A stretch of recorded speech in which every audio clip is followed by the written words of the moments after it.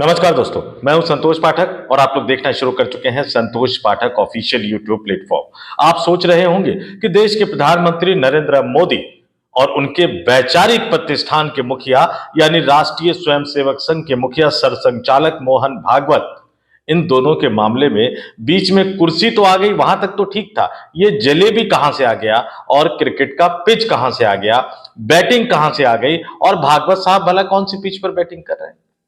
ये किस्सा बहुत दिलचस्प है दोस्तों। इस देश में पहली बार यह हुआ कि अमेरिका न केवल आप पर शर्तें थोप रहा है बल्कि वो आदेश दे रहा है और आपको अपना चेहरा बचाने तक का मौका नहीं दे रहा कि आप अपनी संसद में बता के कम से कम अपनी इज्जत आबरू तो बचा सके। वो पहले ही उसकी घोषणा कर दे रहा है और आज दिन भर, बल्कि कल से शुरुआत हो गई थी, आज दिन भर हमारे देश के कॉमर्स मिनिस्टर टेलीविजन चैनलों में घूम घूम कर बेचारे इंटरव्यू दे रहे हैं। सवाल उनसे एक ही पूछा जा रहा है, ये सोशल मीडिया की ताकत है, ये आपकी और हमारी ताकत है कि अब गोदी मीडिया भी मंत्री से सवाल पूछ रहा है कि भैया डोनाल्ड ट्रंप के एग्जीक्यूटिव ऑर्डर के बारे में बताओ तो सही कि भारत रसिया से तेल खरीदेगा या नहीं खरीदेगा। अब घूम फिरकर पीयूष गोयल साहब क्या करें, बेचारे बॉस की इज्जत बचानी है तो बचा रहे हैं कि नहीं, वो तो विदेश मंत्री बताएंगे। और ज्यादा पूछा जाता है तो कहते हैं कि नहीं, मेरी कोई तेल की कंपनी थोड़ी है, मैं कोई तेल का व्यापारी थोड़ी हूं। अरे भैया, आप देश के मंत्री हैं। लेकिन चलिए, गोल गोल घुमा रहे हैं। विदेश मंत्री कह रहे हैं पीयूष गोयल से पूछो, पीयूष गोयल कह रहे हैं कि विदेश मंत्री से पूछो। कुछ दिन पहले विदेश मंत्रालय का एक बयान आया था, उनकी भाषा समझिएगा। और विदेश मंत्रालय के जितने बयान इस पर आए हैं, क्योंकि रूस से तेल बंद करने या कम खरीदने का मामला पुराना है थोड़ा सा, तो सारे बयान आप देखेंगे तो कहेंगे कि गोल गोल जलेबी सी घुमा रहे हैं। लेकिन इस बीच में राष्ट्रीय स्वयंसेवक संघ के मुखिया सरसंघचालक मोहन भागवत तो गजब ही कर रहे हैं। भागवत, नरेंद्र मोदी दोनों कुर्सी कुर्सी के खेल का आनंद ले रहे हैं। एक व्यक्ति जो देश की राजधानी दिल्ली में बैठकर ये कहा करता था कि मैं तो झोला उठाकर चल दूंगा जी, वो कुर्सी छोड़ने को तैयार नहीं है। और दूसरा व्यक्ति जो घूम घूम कर सनातनी परंपरा, हिंदू परंपरा, विश्व गुरु, रामायण, महाभारत, पता नहीं किन किन की बात, त्याग तपस्या की बात करते हैं, वो ये कह रहा है कि भैया कुर्सी ही मुझे छोड़ने को तैयार नहीं है, मैं क्या करूं। तो ये कुर्सी का खेला शुरू हो गया है और ये सब मिलकर किस तरह से जलेबी की तरह हम लोगों को घुमा रहे हैं, ये खबर लेकर मैं आपके सामने आया हूं। सिर्फ तथ्यों को आपके सामने रख दूंगा भैया, बहुत ज्यादा बताने की जरूरत है नहीं, बाकी आप तो खुद ही समझदार है। इस देश के 100 करोड़ से ज्यादा हिंदू खुद ही समझदार है। लेकिन मैं तो बस खेला बताऊंगा कि कौन सी पिच पे खेला जा रहा है, बैटिंग कर कौन रहा है और ये बैटिंग करने वाला आपको समझ क्या रहा है। भागवत साहब प्रवास करते हैं, भागवत साहब पूरे देश में घूमते रहते हैं, अलग अलग राज्यों में घूमते रहते हैं, अच्छी अच्छी बातें कहते हुए नजर आते हैं। जहां जहां चुनाव होता है उन चुनावी राज्यों में जाकर वो हिंदुओं को खतरे में बताते हुए नजर आते हैं। चुनाव खत्म तो मामला खत्म, उसके बाद उन्हें बिहार का हिंदू खतरे में नजर नहीं आएगा। पश्चिम बंगाल और असम में चुनाव हो जाएगा तो वहां का हिंदू उनको खतरे में नजर नहीं आएगा। फिर वो अच्छी अच्छी बातें करते हुए नजर आएंगे और अपने कार्यक्रम में, 100 वर्ष से जुड़े कार्यक्रम में सलमान खान अभिनेता को बुलाएंगे। अब सलमान खान को लेकर पता नहीं हिंदू संगठनों ने कितनी बार, ना जाने किन किन मसलों पर विरोध प्रदर्शन किया होगा, आप जाएंगे तो सर्च करके ढूंढ लेंगे। लेकिन इस 100 साल के पड़ाव में आकर मोहन भागवत और राष्ट्रीय स्वयंसेवक संघ को सलमान खान की तारीफ की जरूरत पड़ती है, शिल्पा शेट्टी की तारीफ की जरूरत पड़ती है, फिल्म अभिनेता और अभिनेत्रियों की तारीफ की जरूरत पड़ती है। लेकिन जिन लोगों ने उनको इस मुकाम तक पहुंचाया, उनको ये क्या समझते हैं, बस वो मैं आपको चंद शब्दों में, चंद लाइनों में बताने के लिए आया। और ये कुर्सी का खेल बड़ा गजब खेल रहे हैं। नरेंद्र मोदी साहब भी खेल रहे हैं, मोहन भागवत साहब भी खेल रहे हैं। अब इनके नीचे के नेताओं की बेचैनी बढ़ती जा रही है कि भैया वो कुर्सी छोड़ेंगे तब तो हम कुर्सी पर बैठेंगे। पहले तो लग रहा था जो मोदी से नाराज है वो भागवत के पास पहुंच जा रहे हैं, जो भागवत से दुखी है वो मोदी के पास पहुंच जा रहे हैं। अब पता लगा कि भैया ये तो दोनों ही खेला कर रहे हैं, कुर्सी कोई छोड़ने को तैयार नहीं है। और कैसे तैयार नहीं है, मुंबई में कार्यक्रम। अब मोहन भागवत साहब कह रहे हैं कि भैया, उनके कहने का लब्बोल आप समझिए कि मोहन भागवत ने मोहन भागवत को बताया कि मैं 75 वर्ष का हो चुका हूं, अब मुझे रिटायर हो जाना चाहिए। तो मोहन भागवत ने मोहन भागवत को जवाब दिया कि नहीं, आप तो अभी चल फिर रहे हैं, सक्षम है, एक्टिव है, तो आप बने रहिए। अब आप सोच रहे होंगे मैं कैसा मजाक कर रहा हूं, क्या करूं, यह मजाक मेरा नहीं है, ये मजाक तो राष्ट्रीय स्वयंसेवक संघ के मुखिया सरसंघचालक मोहन भागवत साहब का है। और भागवत साहब ने क्या कहा जरा सुनिए, बड़ा दिलचस्प है। ये सुनकर आपकी दिलचस्पी मैं क्या कहूं आपको, आप अपनी सोच समझ को दाद दीजिएगा, थोड़ा बहुत मेरी भी तारीफ कर दीजिएगा। भागवत साहब कह रहे हैं जी मैंने 75 साल पूरे होने की जानकारी संघ को दे दी, आरएसएस को दे दी है मैंने संघ को। किसको दी जानकारी? दत्तात्रेय होसवाले को या उनके नीचे के पदाधिकारियों को, जिनकी नियुक्ति आपने खुद की है। अब वो आगे कह रहे हैं, लेकिन संगठन ने मुझसे काम जारी रखने को कहा है। कौन से संगठन ने काम जारी रखने को कहा है? वही दत्तात्रेय होसबोले और वो जो तमाम लोग जिनको आपने बनाया है, क्या उन्होंने कहा है क्या? और जब संघ कहेगा तब मैं पद छोड़ दूंगा, लेकिन काम से रिटायरमेंट नहीं होगा। ये कौन सा संघ आपको कहेगा पद छोड़ देने के लिए? संघ मतलब क्या? और आपको बता दूं, बहुत कम लोगों को पता होगा, अभी तो आप नया नया ताजा पिछले कुछ वर्षों से देख रहे होंगे कि पर्ची से मुख्यमंत्री का चयन होता है। भाई संघ के प्रमुख का चयन भी पर्ची से ही होता है। संघ में एक परंपरा है कि राष्ट्रीय स्वयंसेवक संघ के जो मुखिया होते हैं वो अपनी इच्छा के अनुसार जब तक वो चाहे आरएसएस के प्रमुख बने रह सकते हैं। जी हाँ, महाभारत में जैसे भीष्म पितामह को जीवन का वरदान मिला हुआ था, उसी तरह से आरएसएस के चीफ जब तक चाहें वो आरएसएस के चीफ बने रह सकते हैं। और जब वो जाएंगे तो वो तय करके जाएंगे, पर्ची पर लिख कर जाए या बता कर जाए कि अगला आरएसएस का मुखिया कौन होगा। तो ऐसे में भैया आपको ये कहने की जरूरत क्यों पड़ी कि मैंने बता दिया था संघ को कि 75 साल का हो गया हूं? उन्होंने कहा नहीं, काम करते रहो। इसलिए जरूरत पड़ी क्योंकि ये 75 वर्ष का नियम आप ही लोगों ने लागू किया था। तो मुंबई में बैठकर, देश की आर्थिक राजधानी मुंबई में बैठकर मोहन भागवत कह रहे हैं कि भैया मैंने तो अपने आप को ही बता दिया कि मैं 75 का हो चुका हूं और मैंने ही मुझे कह दिया कि काम करते रहिए, तो मैं तो कुर्सी नहीं छोड़ रहा हूं। और देश की राजधानी दिल्ली में बैठकर अभी कुछ ही दिन पहले, बहुत ज्यादा घंटे भी नहीं बीते होंगे, वो क्या था कार्यक्रम, परीक्षा पे चर्चा का कार्यक्रम था। मोदी जी कह चुके, कह रहे मैं बीती बात नहीं सोचता। उन्होंने कहा मेरे जन्मदिन पे मेरे फोन आया, किसी ने कहा 75 वर्ष के हो चुके हैं, तो मैंने कहा कि नहीं जी मैं तो बीती बात की नहीं सोचता, अभी तो 25 वर्ष और बचे हुए हैं। तो उन्होंने भी कह दिया कि भैया मैं 25 वर्ष और देश के प्रधानमंत्री की गद्दी पर बना रहूंगा। यानी मोदी साहब दिल्ली में कह चुके हैं, भागवत साहब मुंबई में कह चुके हैं, और दोनों ही 75 वर्ष के नियम को अब बिल्कुल हवा में उड़ाते हुए नजर आ रहे हैं। जबकि इसी 75 वर्ष के नियम का सहारा लेकर मोदी और भागवत दोनों ने लाल कृष्ण आडवाणी, मुरली मनोहर जोशी जैसे नेताओं को घर पर बिठा दिया। कलराज मिश्रा उम्र का हवाला देते हुए उनको राजभवन भेज दिया सक्रिय राजनीति से। मैं तो आज भी कहता हूं कि कलराज मिश्रा साहब के साथ मोहन भागवत जरा 200 मीटर 500 मीटर की एक बार रेस लगा के देख ले, कलराज मिश्रा ज्यादा फिट नजर आएंगे मोहन भागवत की तुलना में। लेकिन बिठा दिया आपने घर, उम्र का हवाला देते हुए, उम्र का तकाजा देते हुए। लेकिन आपकी बारी आई तो आप कह रहे हो कि नहीं जी मैं तो छोड़ूंगा नहीं। मोदी भी यही कह रहे हैं, भागवत भी यही कह रहे हैं। और ये अलग बात है कि मंत्री बेचारे जलेबी बना रहे हैं क्योंकि उनको पता ही नहीं है कि वो समझौता हुआ क्या है, अमेरिका के साथ क्या समझौता हुआ है। वहां से तो आदेश आ रहा है, यहां उसको इंप्लीमेंट किया जा रहा है। आदेश भी पता नहीं इनको कागज भेजते कि नहीं भेजते, या सोशल मीडिया पर ही डाल देते हैं, वो भी दिलचस्प है। लेकिन उनकी जलेबी तो खैर छोड़ दीजिए, उनकी जलेबी के लिए जिम्मेदार भी यही दोनों हैं, एक जो सरकार के मुखिया हैं और दूसरे उनके वैचारिक संस्थान नहीं प्रतिष्ठान के मुखिया हैं मोहन भागवत साहब। और इनकी डबल स्टैंडर्ड, कथनी और करनी का फर्क समझिए। बड़े दिलचस्प तरीके से मैं सिर्फ कुछ उदाहरण देकर आपको इनकी कथनी और करनी का फर्क बताऊंगा।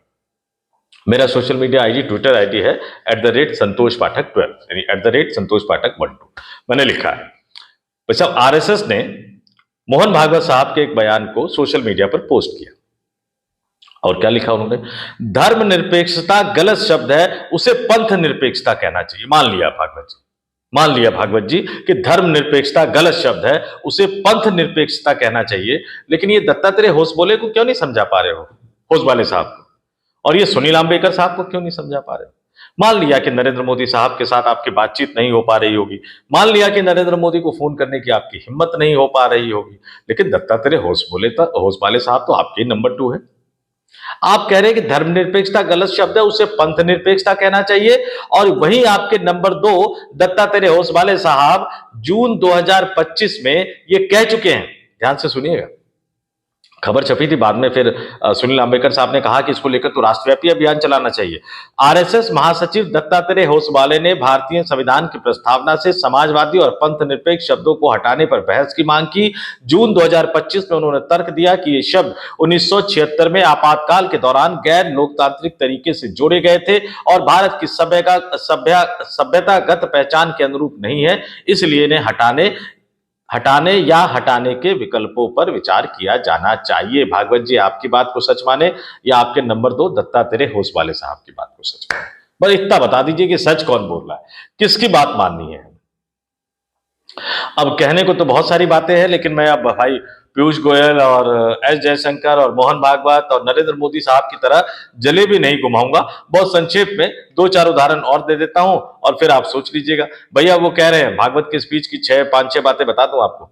उन्होंने कहा कि समान नागरिक संहिता सभी को विश्वास में लेकर बनाई जानी चाहिए और इससे समाज में मतभेद नहीं बढ़ने चाहिए। ये तो हिंदू मुसलमान तो छोड़िए, आपने हिंदुओं को खंड खंड जाति में बांट दिया। यूजीसी का जो रेगुलेशन आप लेकर आए थे, आपने क्या समाज के सभी वर्गों को विश्वास में लेकर आए थे? नहीं आए थे। दूसरी बात कह रहे हैं कि उम्मीद है कि भारत अमेरिका व्यापार समझौता भारत के हितों को ध्यान में रखकर किया गया होगा और देश को किसी तरह का नुकसान नहीं होगा। किया गया होगा। वोट मांगने आप जाते हैं, मोदी को जिताने के लिए काम आप करते हैं। मोदी साहब ने जाति वाला रायता फैला दिया, उसको समेटने के लिए पूरे देश में विराट हिंदू सम्मेलन आपके लोग करवा रहे हैं और आप कह रहे हैं कि किया होगा। पहले कहते हैं कि टैरिफ के दबाव में समझौता नहीं होना चाहिए, बाद में लगा कि कुछ गड़बड़ हो गई तो थोड़ा सा उस पर शिफ्ट हो गए कि भैया उम्मीद है कि भारत अमेरिका व्यापार समझौता भारत के हितों को ध्यान में रखकर किया जाएगा। अरे आपके अपने किसान संघ ने कह दिया है, आपके अपने मजदूर संघ और किसान संघ ने मोदी सरकार के बजट को किसान विरोधी और मजदूर विरोधी बता दिया है।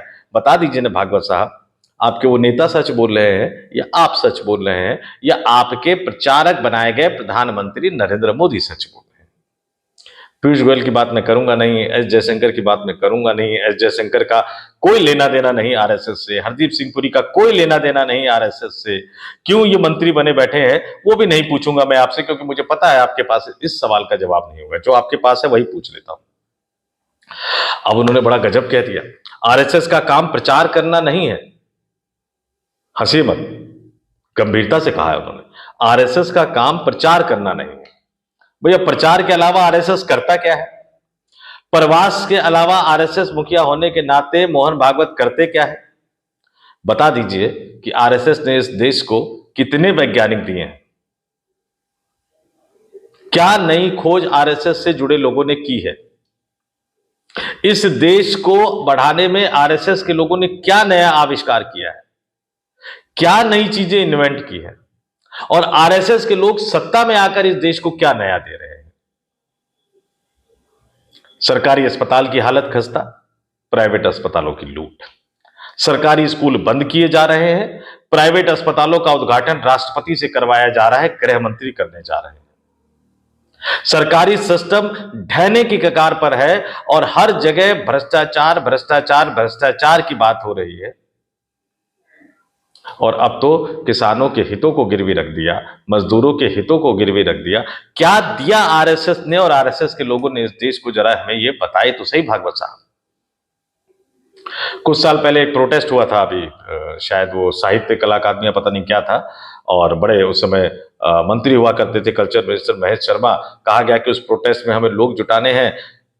साहित्यकारों में एक गायिका को लाना पड़ गया उनको। कोई साहित्यकार उनके उसमें नहीं था कि जो वाकई साहित्य की दुनिया में अपनी बात रख सके और जो आपकी विचारधारा से जुड़ा हुआ हो। फिर दिक्कत क्या होती है? समस्या क्या होती है? फिर आपको उधार के सरदार वल्लभ भाई पटेल लेने पड़ते हैं, फिर आपको उधार के लाल बहादुर शास्त्री लेने पड़ते हैं, फिर आपको उधार के भगत सिंह लेने पड़ते हैं, वो भगत सिंह जो आपकी नीतियों की सबसे ज्यादा आलोचना करते हैं। फिर आपको दूसरे दलों से साम दाम दंड भेद के जरिए तोड़ तोड़कर नेताओं को लाना पड़ता है, चाहे वो ब्रजेश पाठक हो, चाहे वो ज्योतिरादित्य सिंधिया हो, चाहे जितिन प्रसाद हो, चाहे आरपीएन सिंह हो, चाहे मिलिंद देवड़ा हो, चाहे हेमंता बिस्व शर्मा हो। उनको तोड़ तोड़कर आपको लाना पड़ता है। क्यों? क्योंकि आपके पास ओरिजिनल कुछ है नहीं। क्यों? क्योंकि आपने प्रचार करने के अलावा कभी कुछ किया ही नहीं, दिया ही नहीं आपने इस देश को कोई भी नई चीज जिसको आप कहे कि हाँ ये आरएसएस से जुड़े व्यक्ति ने दिया है। आगे आ जाइए। अब वो कह रहे हैं कि जरूरत से ज्यादा प्रचार से दिखावा और फिर अहंकार आता है। अब इस पे कुछ नहीं कहूंगा, आप कमेंट करके बताइएगा। कहने को बहुत कुछ है लेकिन इस पर कुछ नहीं कहूंगा। फिर वो इतिहास भूत वर्तमान की बहुत सारी बातें कहते हुए नजर आते हैं और बड़ा दिलचस्प है, घूम घूम कर एक और चीज कहते हुए नजर आते हैं। वो कभी कहते हैं कि भारत ऐसा करेगा तो विश्वगुरु बन जाएगा, फिर कहते हैं भारत ऐसा करता रहेगा तो विश्वगुरु बन जाएगा। भारत ने ऐसा किया इसलिए विश्वगुरु बन गया, और भारत ऐसा करता रहेगा जब तक तब तक वो विश्वगुरु बना रहेगा। अब भैया एक ही बार में बता दीजिए भागवत साहब, भारत विश्वगुरु है या नहीं है? और आपके हिसाब से बन गया है तो कब तक बना रहेगा? और ये कैसा विश्वगुरु है कि हमें आदेश अमेरिका दे रहा है? इसे कहते हैं गोल गोल जलेबी घुमाना। भागवत साहब को भी कुर्सी से प्यार है, नरेंद्र मोदी साहब को भी कुर्सी से प्यार है। अब इस देश के 100 करोड़ हिंदू अपना अपना सोच ले उनको क्या करना है। लेकिन अब जरा मैं गंभीर बातों पे आता हूं। अच्छा, अब तक की बातें गंभीर थी नहीं थी, ये फैसला कर लीजिएगा, लेकिन थोड़े से गंभीर बातों पे आ जाता हूं। 3 कृषि कानूनों को किसानों के आंदोलन के कारण वापस लेना पड़ा, संसद से कानून पास करवाना पड़ा था, लेकिन अब अमेरिका के साथ जिस तरह का डील हुआ है, वही तीनों कानूनों को पिछले दरवाजे से लागू किया जाएगा, और अब उसको संसद से पास करवाने की भी जरूरत नहीं पड़ेगी। संसद से पास करवाना तो दूर की बात है, संसद को बताने तक की जरूरत नहीं पड़ेगी। और मेक इन इंडिया का नारा देने वाले अब इस देश में तमाम छोटे, मध्यम, लघु, कुटीर उद्योगों को इस समझौते के जरिए तबाह करने पर तुल गए हैं, तबाह करने के हालात पर लाने में महत्वपूर्ण भूमिका निभाने लग गए हैं। अपने डर के मारे अमेरिका के आगे सरेंडर कर चुके हैं। ये इस देश के लिए सबसे गंभीर और चिंताजनक बात है। और अगली बात, आप कहते हैं कि लोग कहते हैं कि आरएसएस के प्रधानमंत्री हैं नरेंद्र मोदी। नहीं, वो बीजेपी एक अलग पार्टी नहीं है, बीजेपी अलग पार्टी। मत बोलिए ये झूठ इस देश के हिंदुओं से, इस देश के स्वयंसेवकों से, इस देश के भाजपाइयों से कि भारतीय जनता पार्टी एक अलग पार्टी है। नहीं है भारतीय जनता पार्टी एक अलग पार्टी। बीजेपी मतलब आरएसएस, आरएसएस मतलब बीजेपी। और अगर अलग पार्टी है तो बता दीजिए कि बार बार देश भर में घूम घूम कर हर चुनाव में अपने स्वयंसेवकों की ड्यूटी आप क्यों लगाते हैं कि भारतीय जनता पार्टी के उम्मीदवारों को वोट दिलवाने के लिए काम करें। पर्दे के पीछे से आप नरेंद्र मोदी को चुनाव जितवाने के लिए काम करेंगे, पर्दे के पीछे से आप नरेंद्र मोदी की सत्ता को स्थायी रखने के लिए काम करेंगे, और जब ब्लंडर करते हुए नजर आए, इस देश के हितों को नुकसान पहुंचाते हुए नजर आए, तो पल्ला झाड़ते हुए नजर आएंगे कि नहीं, वो तो एक अलग पार्टी है। वहां तक तो ठीक था, सत्ता की संभावना खत्म हुई तो आपको लालकृष्ण आडवाणी को भी घर बिठाने में कोई गुरेज नहीं हुआ, मुरली मनोहर जोशी को भी घर बिठाने में कोई दिक्कत नहीं हुई। वहां तक तो ठीक था, लेकिन फिर इस उम्र में बेचारे मुरली मनोहर जोशी साहब को आपने क्यों फंसा दिया कि मोदी के कामकाज को लेकर एक रिपोर्ट तैयार करो। अब मुरली मनोहर जोशी साहब ने बड़े ही मेहनत से एक 70 पेजों की स्लाइड की रिपोर्ट तैयार की, आपके सामने प्रेजेंटेशन में पेश कर दिया। आपने कहा जोशी जी ने सब कुछ बता दिया, लेकिन उसके बाद आपने किया क्या? भाई जोशी जी ने तो सब कुछ बता दिया आपको, उसके बाद भागवत जी ने क्या किया जरा वो भी बता देते हैं। कुछ बदला? सरकार की नीति, सरकार के कामकाज में कोई बदलाव आया? सरकार के चेहरे में कुछ बदलाव आया? नहीं आया। इस उम्र में जोशी जी के साथ धोखा कर दिया।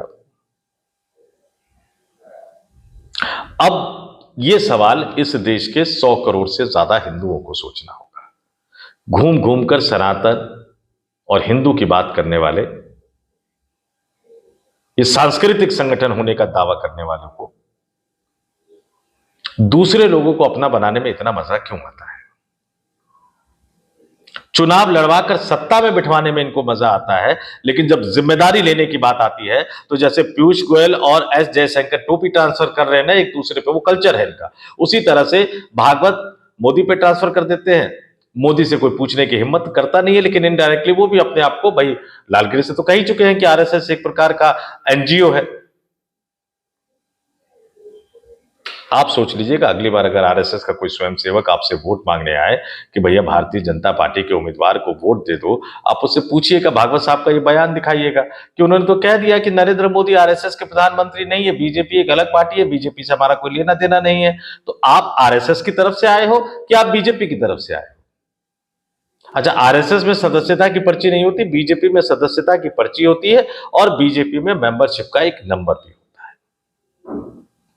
तो आप तमाम दर्शकों से कहूंगा भैया कमेंट करके जरूर बताइए भागवत साहब की जलेबी आपको कैसी लग रही है, मोहन भागवत साहब की जलेबी आपको कैसी लग रही है, नरेंद्र मोदी साहब की जलेबी आपको कैसी लग रही है। और मोहन भागवत और नरेंद्र मोदी दोनों मिलकर भारतीय जनता पार्टी और आरएसएस के जो दूसरी पंक्ति जो नेता माने जाते हैं, उनके सपनों को जो तोड़ रहे हैं, क्योंकि ये हटेंगे तब तो नए लोगों का नंबर आएगा, लेकिन ये दोनों ही हटने को तैयार नहीं है। एक कह चुके हैं कि 25 वर्ष में और रहूंगा, दूसरे कह रहे हैं कि मैं तो छोड़ने को तैयार हूं, लेकिन ये जो कुर्सी है कमबख्त ये मुझसे चिपक गई है। कुर्सी कह रही है अरे अरे मत जाइए मत जाइए मत जाइए भागवत साहब। इस दिलचस्प खेले के बारे में आपका क्या मानना है? इस वीडियो में इतना ही। मुझे यानी संतोष पाठक को दीजिए इजाजत। अब ये अपील बार बार करना तो ठीक नहीं लगता। आपका मन करे तो सब्सक्राइब कर लीजिएगा, ना मन करे तो छोड़ दीजिएगा। अगर मन करे तो मेंबर के तौर पर भी ज्वाइन कर सकते हैं, स्पेशल व्यूवर के तौर पर, स्पेशल फ्रेंड के तौर पर, स्पेशल ऑनेस्ट फ्रेंड के तौर पर। जिस तरीके से आप चाहे आप हमारे साथ जुड़ सकते हैं, लेकिन भैया कमेंट जरूर कर देना। ये जो स्टोरी है ना, इसमें कोई तथ्य मतलब आंकड़े में नहीं लेके आया हूं। मैंने सिर्फ आपके सामने मोटे मोटे तथ्यों को रखा है और भागवत साहब के बयान को डिकोड करके रखा है। जलेबी कैसे बनती है ये आपको बताया है, और भागवत साहब कैसी जलेबी बना रहे हैं ये आपको बताया है। इसलिए कमेंट जरूर कर देना भैया, चाहे मुझसे सहमत हो चाहे मुझसे असहमत हो, मुझे आपके कमेंट का इंतजार रहेगा। नमस्कार।